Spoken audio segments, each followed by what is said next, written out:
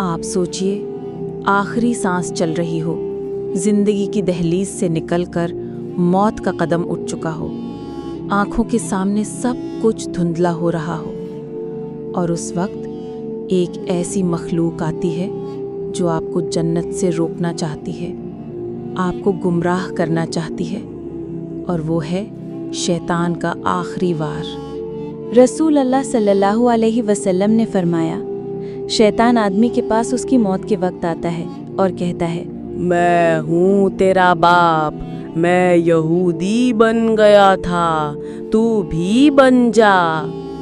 या कह सकता है, वक्त कम है और दीन में तो छुटकारा है ही नहीं, छोड़ दे इस्लाम को।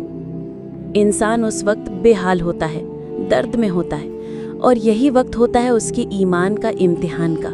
मौत के वक्त ये सिर्फ जिस्म की जंग नहीं होती, ये होती है रूह और शैतान के दरमियान आखिरी लड़ाई।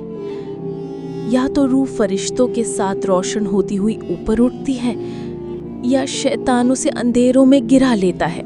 लेकिन अगर इंसान ने जिंदगी भर अल्लाह का जिक्र किया हो, नमाज का पाबंद हो, कुरान से मोहब्बत की हो, तो उस वक्त उसका रब उसे तन्हा नहीं छोड़ेगा।